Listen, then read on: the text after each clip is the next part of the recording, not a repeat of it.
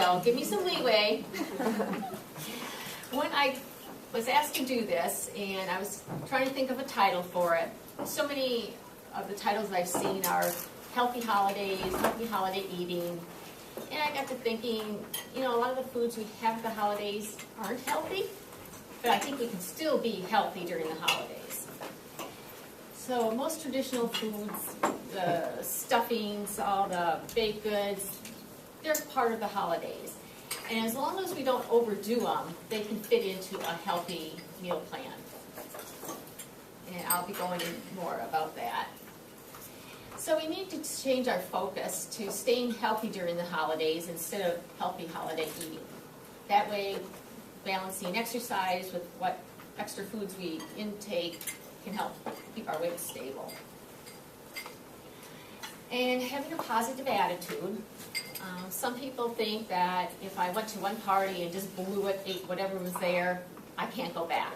But you can go back. So blowing it one time doesn't mean that you're going to have to blow every single party you're going to be going to. So, you know, having a positive attitude, saying I can eat less, I can eat slower, I can enjoy the people or the event, and avoid that all or nothing thinking. So when going to an event, think more about, you know, talking to the people instead of about eating all the good food there. Even though that's part of it, it's holidays are for family. And some strategies for healthy holidays.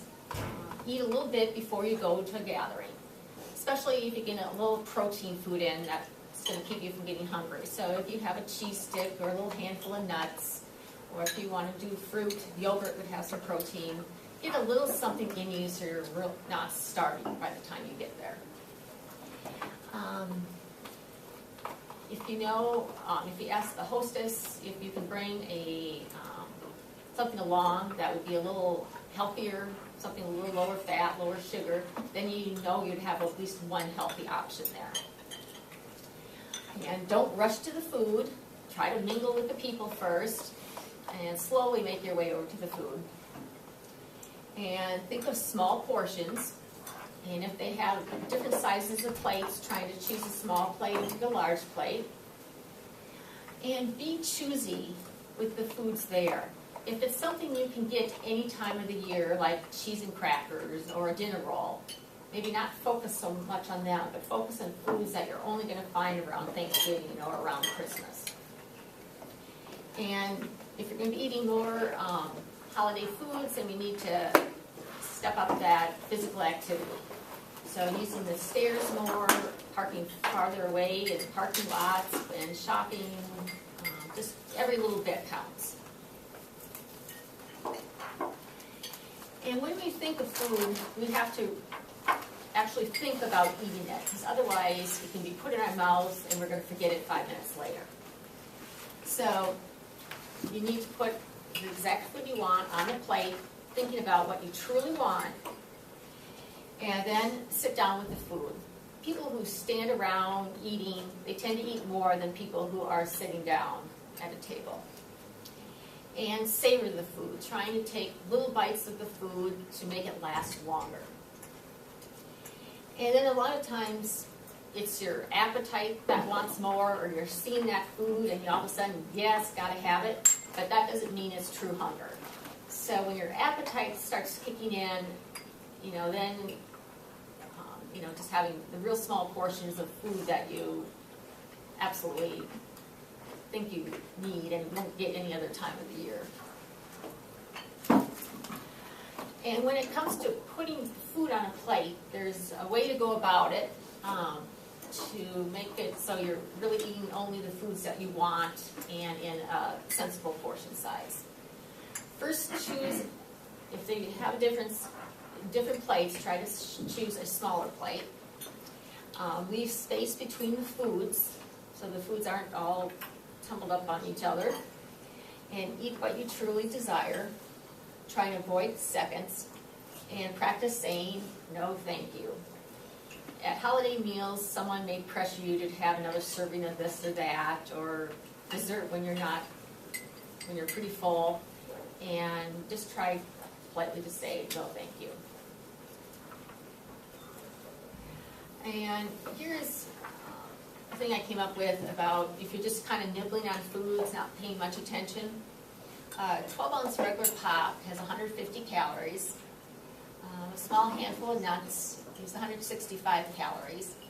And nuts are healthy, but when you eat them in too large quantity, it's going to be excess calories. A handful of chips, 155 calories, and a handful of Chex Mix, 140. So between the regular pop and all these little handfuls, it's 610 calories and 28.5 grams of fat. So foods can add up really fast. And then I thought, I know some people like to sample their cookie dough. That's me. But I have to say, I do use egg sub in any cooking that I'm going to be tasting before so there's no salmonella in it.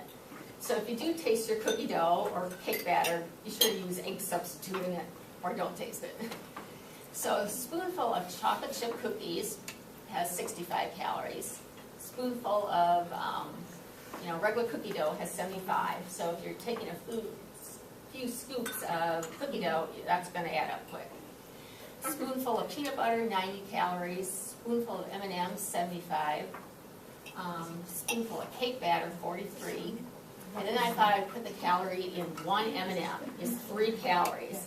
So if you want something chocolatey after lunch supper, just grabbing a few M&Ms. And you can kind of get your chocolate fix without a lot of calories.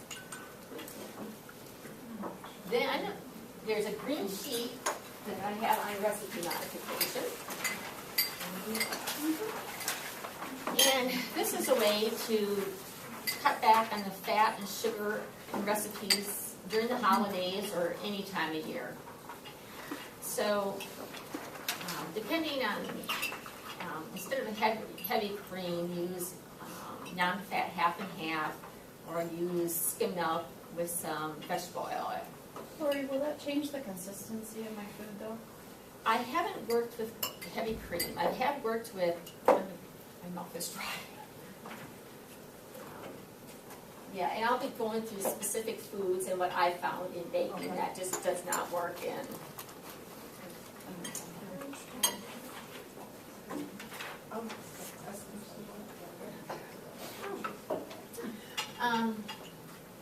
So heavy cream I haven't used myself. Cream cheese, I will buy the light cream cheese sometimes. If it's going to be mixed in with other foods. Or I make these brownie cheesecake bars that I will use light on. But if it's true cheesecake, I'm going to use the regular stuff because there's going to be a big taste difference. Cheese, if you buy the stronger cheese or like the sharp cheddar, then you can kind of back off on the amount of cheese used because the cheese is going to have a richer taste to it. So cutting back on it would be easier. With the Cool Whip, you can buy regular, light, sugar-free, fat-free. It depends. They all have about the same amount of calories. The fat-free is going to have a little more carbohydrate in it because whenever they cut back on the fat in something, they need to add something else. So they usually add it back in the form of carbohydrate. So if you get a sugar-free food, then you're more likely to have a little more fat in it because since they cut back on the sugar, then they have to add a little more fat. So oftentimes you're just better buying the general product instead of something low fat or low sugar. Oil, if you're making a cake or cupcakes, you could take all the oil and put in applesauce instead. It's not going to stay as moist as many days because of the loss of fat for a few days. Or you could cut back a little bit on the amount of oil used.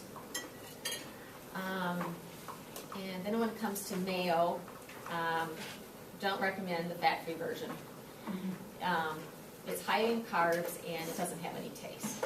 The light mayo, people can usually get by with. So adding that into macaroni salads, vegetable salads. Instead of bacon, there's turkey bacon, and if you put that in recipes, there's not a big taste difference. And some people are liking the turkey bacon better than the regular bacon. It's meatier. It doesn't have all that fat on it, but it takes a while to adjust. And they say you can use egg substitute or 2 egg whites to equal 1 whole egg. But if you're not having any major issue with your cholesterol level, use the whole real eggs. If you're adding chocolate chips or nuts or mini M&Ms, any of those candies to like bars, you can cut back to about 2/3 of the amount and still get a good product. So like if you're going to use the mini M&Ms or mini chocolate chips, if you use those in a recipe instead of the bigger chocolate chips, it kind of spreads it out more, so you can cut back by 2/3 and you're still going to feel like you're getting all the chocolate chips. Fudge sauce has more calories than chocolate syrups. Nuts are a good fat, but it's calories, so in recipes you can cut back by 1/3 to 1/2. Canned condensed soups, they make lower fat versions now, lower salt, and that helps you cut back on the fat and salt in recipes. Okay, here's the big one, sugar. If you're baking something like cookies, the cookies really need the real sugar for browning and for raising right. So if you were to use Splenda in that, I would only, if the recipe called for 2 cups of sugar, like for a sugar cookie, I would use 3/4 butter and then, or 3/4 cup sugar and then 1/4 of Splenda. Lori, just a quick question. Yes. Is Splenda the same? It's like if you use it in a recipe, is it like the same measurement as granulated sugar? Yes, you can buy a big bag of Splenda, it's yellow, and teaspoon per teaspoon, So it's the equally- same. Okay. Yep. Thank you. But when you're making bars, cookies, cupcakes, you can do 1/2 sugar, 1/2 Splenda, and it's going to turn out. It's just with those cookies, it needs that browning more. And if you're making stuffing, trying to add more vegetables to the stuffing so it's less carbohydrate. And you can do the same with pasta, or putting more vegetables in. And I haven't tried this one, making mashed potatoes with 1/2 cauliflower. I've heard they're good. I haven't gotten around to trying that yet. Have many of you done that? I use just cauliflower. It's Okay. delicious. Okay, good. And then instead of regular jam or jelly, they do make sugar-free or reduced versions of it. Does anybody have any questions over recipe modification? Are they all pretty much equal, like the sugar? So besides what you have identified, so like the whipped cream, you would use that amount of evaporated milk, and it should, or Like for the light cream cheese, you would still use the same amount as regular cream cheese. like the fudge sauce, you could just use the same comparison, or would you normally add more, or? Well, the fudge sauce is thicker than the chocolate syrup. So I guess I might just would use the fudge sauce, but just cut back on the amount of that, per se, because you know what that's going to be like in cooking, where if we add syrup, it can turn runny. Okay, thank you. Okay.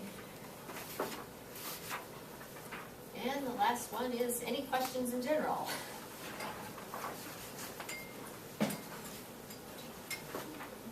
Yes. Do you have a website you normally go to, like when you're looking for some healthy snack ideas, or do you just kind of do a Google search? Yeah. Any I go place to you Google recommend? a lot, Google. and then I find one that I kind of like, and then it will give the calories, carbs, fats, so you know really what you're getting. So I recommend that to people, put in, well, there's Pinterest now, but or you can just use Google and type in the recipes. It's really easy to find the bad ones. Yes. Eatright.org is a good site for. And that's the American Dietetic Association. Now it's called the Academy of Nutrition and Dietetics, but yep, the eatright.org will give you. They have a website that's just for non-professionals. And then they have a separate one for the dietitians.